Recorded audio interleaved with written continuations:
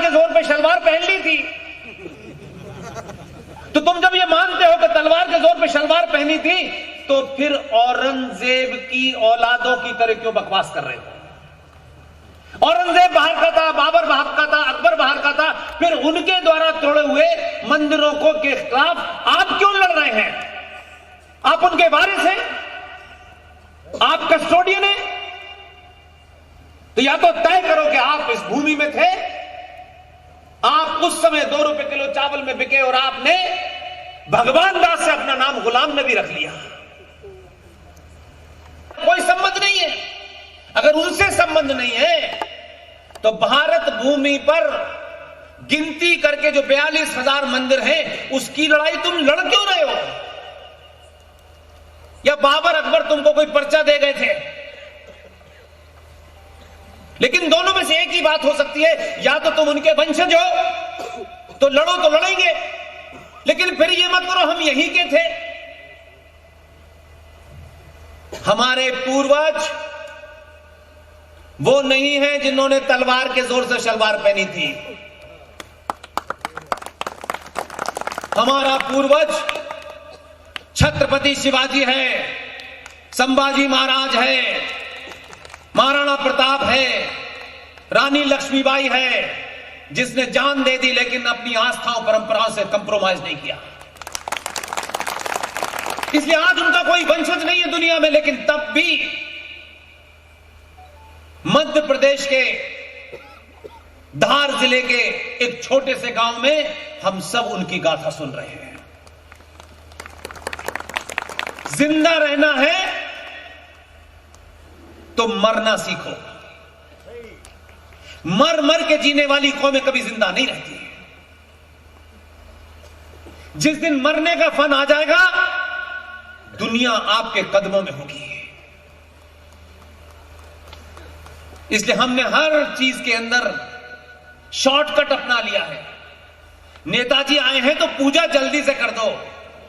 नेताजी खड़े रहो, पूजा उतनी होगी, तुम्हारे चक्कर में आधी नहीं होगी। ये जो बीमारी है, नहीं, आस्था के हिसाब से जो होना है वो होगा। समय है, नेताजी आपके पास बैठिए नहीं, बाढ़ में चले जाइए, आप जैसे 350 घूम रहे हैं। हम सत्ता और ताकतवर के साथ में कंप्रोमाइज क्यों करते हैं? हमारे इतिहास में कब ऐसा हुआ कि ये बड़े आदमी हैं, इनके लिए कंप्रोमाइज नहीं करना भाई। जो विधि विधान है वो होगा।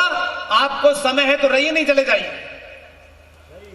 ऐसा नहीं कि आपने इस गांव में आकर के क्या आप जल्दी में, आप जल्दी में है, मेरी आस्थाएं जल्दी में नहीं है। जब तक मंत्रों का उच्चारण पूरा नहीं हो जाएगा, आगे कोई काम नहीं होगा। हमने अपने जितने भी पर्व हैं उन्हें भी शॉर्टकट कर दिया है। पूजा शॉर्टकट कर दी है, जल्दी कर दो। और पंडित जी को फुर्सत नहीं है, उन्होंने मंदिर खोला हुआ है और टेप रिकॉर्डर में कथा चल रही है। पंडित जी चले गए कहीं बाजार घूम रहे हैं, शाम को आए, उन्होंने चढ़ावा उठाया, चले गए। ऐसे से आस्था नहीं बचने वाली है। मत बनिए ना आप, अगर मंदिर में पूजा नहीं करा सकते तो। अगर आपको अपनी इंद्रियों के ऊपर कंट्रोल नहीं है तो। ये वो विषय है जहां से समस्या शुरू होती है। इसलिए मैं आपके सामने 2-3 चीजें ऐसी रखना चाहता हूं ताकि कम से कम मेरे जाने के बाद इस गांव में 360 या 380 लोग मुझे बताएंगे। मुझे नहीं लगता कोई घर पे होगा आज। एक परिवार ने मुझे दोपहर में खाना खिलाया। ऐसे जैसे खाना खाते वक्त मैं सोच रहा था कि ऐसे खाना खाते हुए तो हमने कोई किताबों में देखा था, जिंदगी में तो पता नहीं चला कि ऐसे भी खाना खाते हैं। 300 साल पुराना उनका घर, और घर के अंदर की परंपराओं से लगता था कि वाकई ये 300 साल पुराना घर है। उसको बनाए रखने में क्या समझौते नहीं करने पड़े उन्हें? क्या वो इतने कमजोर लोगों के शहर में कार लेकर के एक बड़ा मकान नहीं बना सकते थे? लेकिन उन्होंने उसी घर को ठीक ठाक करके, उन आस्थाओं को जिंदा रखते हुए, उस सभ्यता को जिंदा रखते हुए मुझे आधुनिक खाना खिलाया। इसलिए मैं आपसे एक विनती करने आया, और ये इसलिए कह रहा हूं कि कोई मंच ऐसा नहीं है जिनमें इन मुद्दों को मैंने न उठाया। मैंने कभी किसी मंच से राजनीतिक दल की न बात की, न संगठन की बात की। मेरा प्रश्न आपसे सिर्फ इतना ही होता है, अखबार पढ़ते हैं, टेलीविजन पढ़ते हैं, फ्रांस में कौन सी फैशन आई है यह भी आपको पता है, यूक्रेन के युद्ध में क्या हो रहा है यह भी आपको पता है, लेकिन आपके अपने गांव में एक युद्ध चल रहा है जो आपको दिख नहीं रहा। उस युद्ध को मैं बताने आया हूं। हमारी संसद में हर साल लोग चुन के जाते हैं। हम पता नहीं किन बुनियादों पे चुनते हैं, अपने नेता से क्या उम्मीद करते हैं कि हमारी नजदीकी हमारा काम तो हो ही जाएगा। आपकी संसद में बैठे हुए लोगों ने भारत भूमि का सौदा कर दिया है। आपको इस बात के बारे में पता ना चले, और जो बता रहे हैं उनके बारे में लोग कहते हैं अरे ये तो समाज को भड़का रहे हैं। अगर इसे भड़काना कहते हैं तो जब तक जीवित हूं भारत के हर कोने में भड़काऊंगा।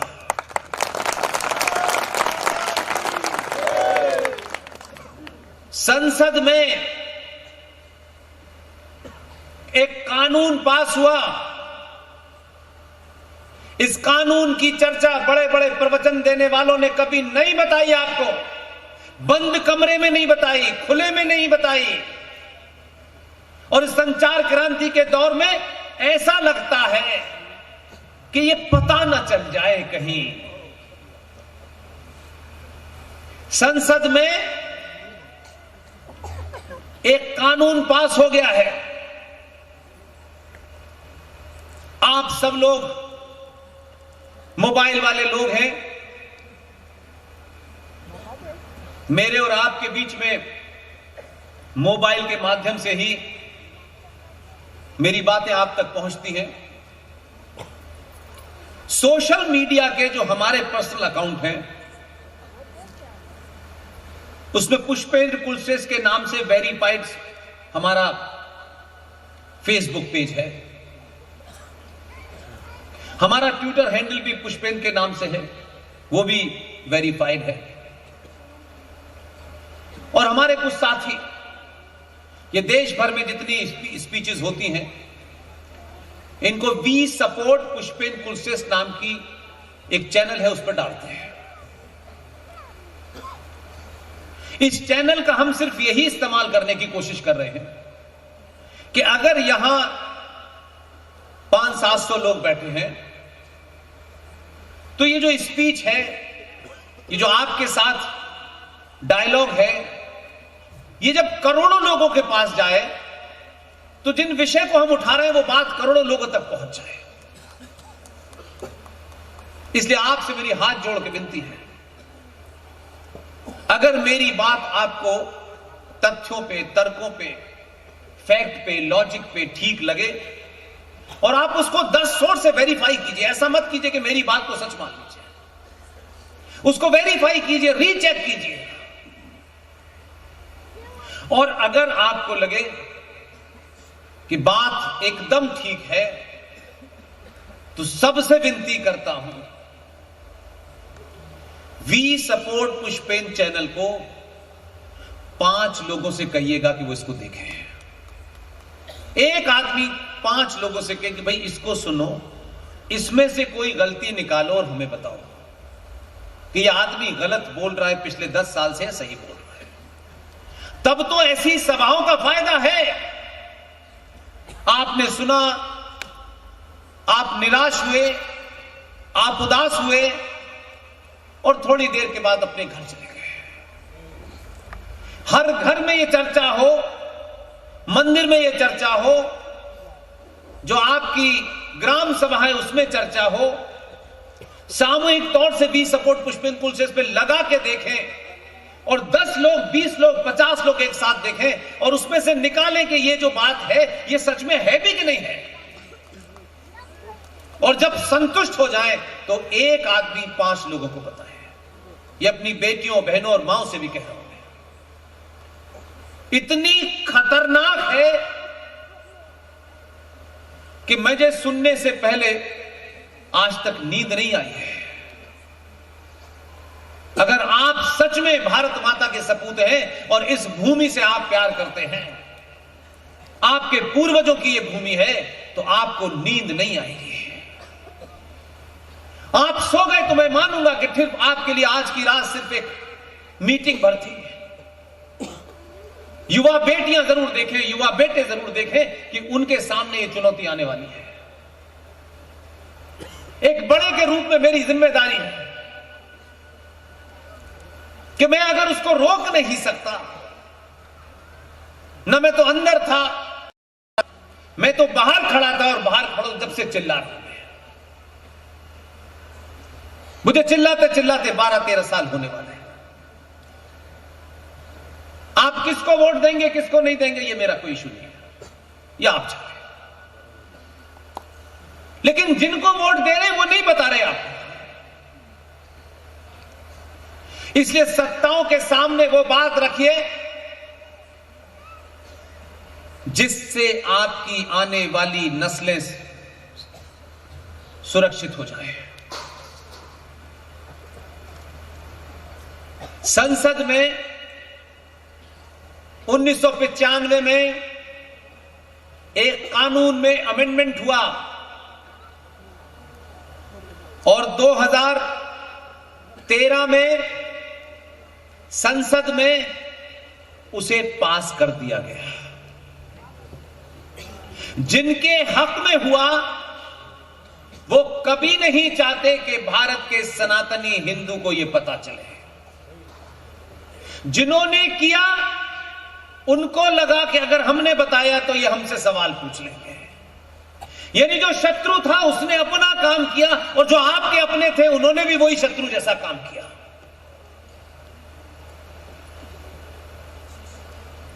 भारत की भूमि, इसके बारे में संसद में एक कानून रखा गया और आनन फानन में वो कानून बन करके सर चढ़ के पूरे देश में बोल रहा है, कोई सुनना नहीं चाहता। आपने कभी कभी किसी अखबार में इस 10-12 साल के बाद वो चर्चा में बीच बीच में आया होगा, 10 सेकंड की, 20 सेकंड की, 40 सेकंड की खबर टेलीविजन पे देखी होगी और आपने सोचा होगा यार ऐसा कानून है, हमें क्या फर्क पड़ता है, हमारे गांव में तो सब पट्टेदार समाज हमारा अपना है, हमारे खेत हैं, हमारा मकान है, हमारे पास ये है, यहां कौन कुछ कर लेगा। आपको पता ही नहीं है। संसद में 2013 में एक कानून रखा गया जिसे आप में से 90% लोग इसलिए नहीं समझ पाते हैं कि आपकी उर्दू बैकग्राउंड नहीं है। उस कानून का नाम है वक्फ प्रॉपर्टी कानून। वक्फ का मतलब यह होता है कि किसी के नाम वसीयत कर देना, किसी को दान दे देना। लेकिन वक्फ का मतलब यह होता है कि आपने अपनी जमीन अल्लाह के नाम कर दी है। उस वक्फ प्रॉपर्टी कानून के अंदर सबसे खतरनाक जो चीज है उसे आप सुन के ना आपको रोना आएगा ना हंसना आएगा, बल्कि लगेगा कि कौन लोग हैं भाई जो दिन रात देश में यहां भाषण, वहां भाषण, यहां भाषण। लेकिन ये बात बताना कोई क्यों नहीं चाहता आपको? आपके अपने हैं तब क्यों नहीं बताना चाहते हैं? क्या लालच राज से बड़ा है? 2013 में संसद में वक्फ प्रॉपर्टी कानून रखा गया। इसके तहत इस कानून के सेक्शन 40 ये कहता है कि जो पूरा गांव है जिसे जाटपुर कहते हैं, 300 साल पुराने मकान में जाने के बाद मेरे मन में यही सवाल था, लेकिन उस परिवार से उतने कम समय में यह बात नहीं कहना चाहता था। वो परिवार यहां बैठा है क्या? बैठा है? कहां? को हाथ उठाए तो पता चले। अच्छा, अब मुझे लगा कि मैं घर में बहू बेटियां थी, मैं क्या उनको ये समझाऊंगा, तो मैंने कहा मन से कहूंगा तो ज्यादा लोग समझ पाएंगे। अगर मेरा बस चलता तो मैं कहता है काश ऐसा घर में मैं हमेशा रहता, लेकिन उसको जितनी देर तक मैं देखता रहा मेरे मन के अंदर एक ही सवाल था, ये इनका नहीं है। इन बेचारों को ये पता ही नहीं कि ये इनका नहीं है, लेकिन रह रहे, इसमें इनकी गलती नहीं। ये मैदान, ये मंदिर कुछ भी आपका नहीं है, ऐसा कानून पास हुआ है। आपको लगता होगा कि मन से मैं कैसी बात कर रहा हूं। 2013 में संसद के अंदर वक्फ प्रॉपर्टी कानून रखा गया। उस कानून का सेक्शन 40 ये कहता है कि ये जो मंदिर देख रहे हैं आप,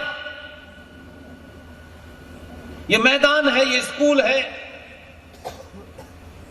अगर कोई वक्फ बोर्ड के दो लोग, वक्फ बोर्ड एक प्राइवेट बॉडी है, एक प्राइवेट संस्था है, उस संस्था के दो लोग इंदौर में बैठ करके, भोपाल में बैठ करके, आसाम में बैठ करके ये कहें कि ये जो जाटपुर गांव है, इसका मंदिर, इसके मकान, इसका ये मैदान सब वक्फ बोर्ड का है। आप कभी सोचिएगा, मेरे शब्दों पे ध्यान दीजिएगा। उनको सिर्फ ये कहना है कि ये मंदिर, ये मकान, ये सारी जगह वक्फ बोर्ड की है। तो आप कह सकते हैं क्या शेख चिल्लियों वाली जैसी बात है कि कोई ऐसा भी कह सकता है? उनके ये कहने के बाद वो इस इलाके के एसएचओ को एक कागज लिख के देगा, वो प्राइवेट बॉडी का एक आदमी जिसका पजामा ऊंचा है, कुर्ता नीचे है, वो लिख के देगा कि सारे मकान, ये मंदिर, ये सब वक्फ बोर्ड की जमीन है।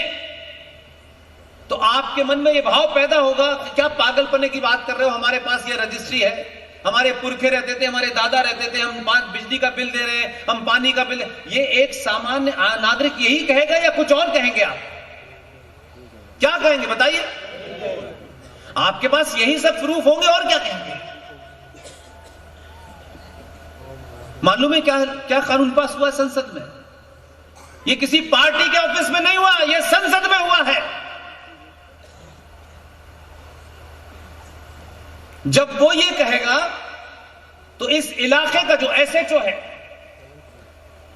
उसको उस कानून के तहत वो आपको यहां आएगा और मंदिर के पुजारी को ये पछड़ी पकड़ाएगा कि ये वक्फ की प्रॉपर्टी, आप इसे खाली कर दीजिए। पंडित जी कहेंगे कि भाई ये मेरे दादा परदादाओं के जमाने से है, होगी, वो सब कुछ कागज दिखाएंगे। कानून का सेक्शन 40 ये कहता है उस बोर्ड का कि अगर पंडित जी ने और इस गांव के लोगों ने अपना गांव खाली नहीं किया तो एक टर्म है इनक्रोचर, जिसे कहते हैं घुसपैठिया। संसद ने यह कहा है कि अगर वो मकान, वो मंदिर, वो मैदान खाली नहीं हुआ तो कानूनन वो आदमी घुसपैठिया घोषित हो जाएगा और पुलिस ताकत से आपको इस मंदिर से, इस शहर से बाहर निकाल के खड़ी कर देगी और आप भीड़ की तरह जाटपुर गांव के बाहर खड़े होंगे। इस देश की कोई व्यवस्था आपके साथ नहीं खड़ी है। फिर आपके मन में दूसरा सवाल आएगा कि हम तो बहुत कानून के मानने वाले लोग हैं, तो आप कोर्ट जाने के लिए जाएंगे। कानून में यह कहा गया है कि जिसकी जमीन है, जो आप कह रहे हैं कि मेरी जमीन है, आप उन कागजों को लेके देश की ना हाई कोर्ट में जा सकते हैं ना सुप्रीम कोर्ट में जा सकते हैं। आपको लगता होगा कि आप पागलपने की बात है, लेकिन है ये। आप अपने कागज ले जाकर के, जो वक्फ बोर्ड है, जो मुसलमानों की एक दुकान है, एक संगठन है जो प्राइवेट है, उसके अंदर जाइए और उन मुसलमानों के 5 लोग मुसलमान होंगे, उसमें लोकल एमएलए भी होगा, एमपी भी होगा, मुतवल्ली भी होगा, उन 5 लोगों का एक ट्राइब्यूनल होगा। आप अपनी अर्जी उस ट्राइब्यूनल के सामने दीजिए। यह सुना कभी आपने? हां ना में बताइए। सुना आपने? क्यों नहीं सुना? क्यों नहीं सुना आपने भाई? आपको बाकी चीजें कोई सुनाने आता है तो फिर कैसे पता चल जाता है? आपका इंटरेस्ट नहीं है। आपको लगता है ये मेरा काम थोड़ा नहीं है, सरकार करेगी, हमारा थोड़ी काम है, हमने चुन के भेज दिया है। भारत का राष्ट्रपति भवन, इंडिया गेट, सब कुछ वक्फ बोर्ड की प्रॉपर्टी है। इस देश की टोटल भूमि सबसे ज्यादा रेलवे के पास है, फिर डिफेंस मिनिस्ट्री के पास है,